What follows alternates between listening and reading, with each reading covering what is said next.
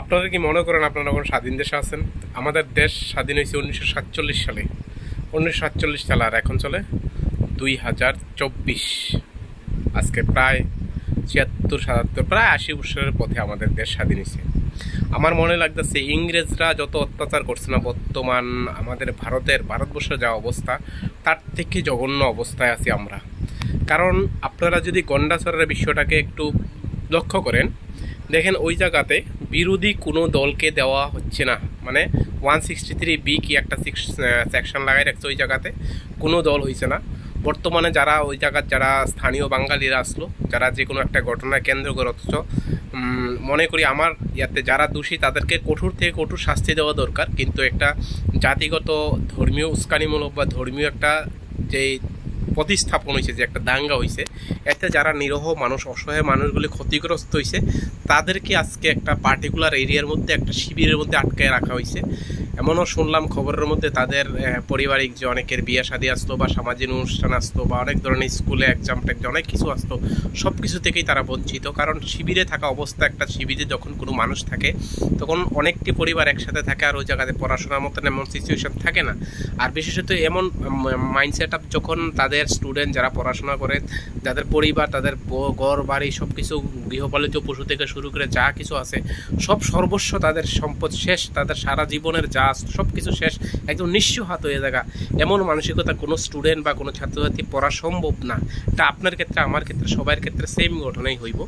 তাইলে আমার বিষয় হচ্ছে কি, তা গন্ডাছড়া যে বর্তমান সিচুয়েশন, এখনও কোনো বিরোধী দলনেতা, গতকালকে দেখলাম সিপিএমের জিতেন চৌধুরী থেকে শুরু করে, কংগ্রেসের সুদীপ রায় বর্মন থেকে শুরু করে যারা আসলো, কাউকেই যেতে দেওয়া হচ্ছে না ওই জায়গায়। কোনো মিডিয়া যাইতেছে না। ইভেন ওই জায়গাতে ইন্টারনেট ব্যবস্থা বন্ধ, তাদের পার্টিকুলার একটা এরিয়ার মধ্যে, বাউন্ডারির মধ্যে তাদেরকে আটকে রাখা হয়েছে। তো এই বিষয়গুলি দেখলে বাবা লাগে, এবার চিন্তা লাগে যে আমাদের দেশ 1947 সালে স্বাধীন হয়েছে, আজকের দিনও এই অবস্থা। যাদের ক্ষতিগ্রস্ত হয়েছে তাদেরকে আটকায় রাখছে, যারা ক্ষতিগ্রস্ত হয়েছে, যাদের সর্বস্ব শেষ, তাদেরকে আটকায় রাখছে, তাদের কোনো বাইরে আসার অধিকার থাকে না।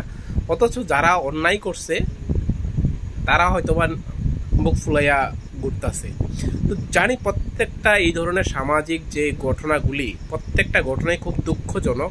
তবে হের কোনো জাতি বা ধর্ম বা হের কোনো কাস্ট বা কোনো কিছু দীক্ষা বা চেহারা দীক্ষা বা সুন্দর গোড়া দীক্ষা, সেটা কোনো মানুষকে যাচাই করাটা ঠিক না আমার হিসাবে।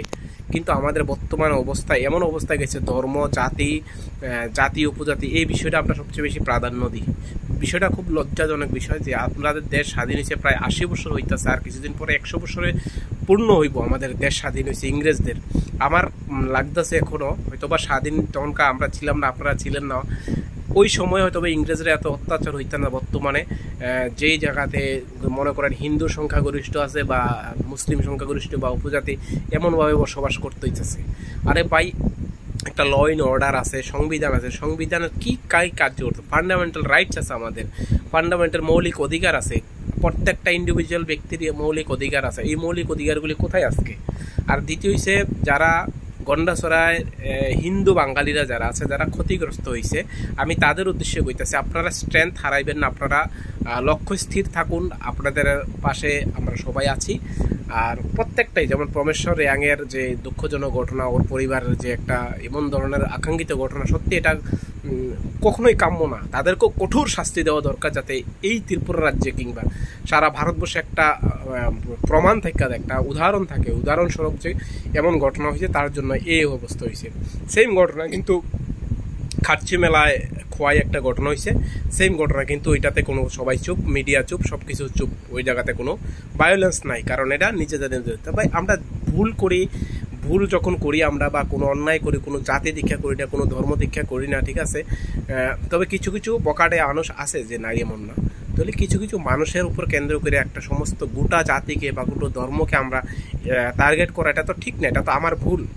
কারণ আপনি যে ধর্মটাকে খারাপ বলছেন বা যে জাতিটাকে খারাপ বই কইতাছেন, হয়তো ওই জাতিতে একজন লোক হলেও তো ভালো থাকবে না, বেশিরভাগই ভালো। প্রত্যেকটা জাতিতেই, প্রত্যেকটা ধর্মের লোকই বেশিরভাগ 99% ভালো। 1%-এ কেন্দ্র করে আপনি 99% আপনি কোনো সময় টার্গেট করতে পারেন না, এটা আপনারা বিশ্বাস করতে হইবে, এটা কখনো কাম্য না। তাহলে এই যে অবস্থা, গন্ডাছড়ার অবস্থা খুবই দুঃখজনক ঘটনা। তো খুবই কষ্ট লাগে যে আজকে দেশ এত বছর স্বাধীন হয়েছে, স্বাধীন হওয়ার পর আমাদের অবস্থা এই হয়েছে। সুশাসনের সুন্দর একটা চিত্র।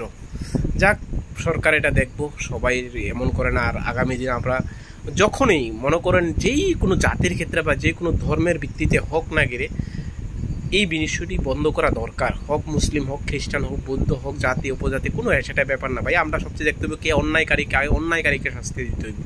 অন্যায় তার তো কোনো ধর্মই হয় না। যে গুণাগার তার কোনো ধর্মই হয় না, তার তো কোনো জাতিই হয় না। যদি সে জাত মেনটেন করতো, ধর্ম মেনটেন করতো, হ্যাঁ এই ধরনের কাজ করতো না। এই বিষয়টা প্রথম মাথায় রাখতে হইব। আর দ্বিতীয় কথা হচ্ছে কি, আমরা এই বিষয়গুলিতে একটু সচেতন থাকা দরকার যে এই বিষয়গুলি যাতে ভবিষ্যতে আমাদের ত্রিপুরা রাজ্যের ছোট্ট একটা রাজ্য, এখানে জাতি উপজাতি, হিন্দু মুসলিম খ্রিস্টান বৌদ্ধ সকল মানুষের একটা সুন্দর মিলন আছে। এই মিলনটাকে বজায় রাখতে হইবে, এটা আগামী প্রজন্মের জন্য, আগামী ভবিষ্যতের জন্য। এই হইলে আমরা আস্তে আস্তে না খুব দ্রুত গতিতে, আমরা অ্যাডভান্স টেকনোলজিতে খুব দ্রুত গতিতে আমরা সামনে এগিয়ে যেতে পারবো।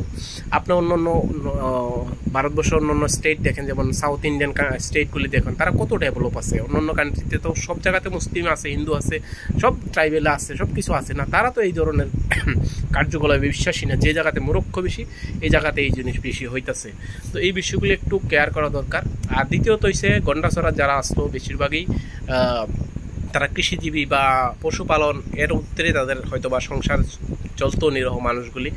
আর দুঃখজনক ঘটনা যে হিন্দু রক্ষা বাহিনী, RSS, বজরং দল, বিশ্ব হিন্দু পরিষদ, দুর্গা বাহিনী, তারা আজকে কোথায়?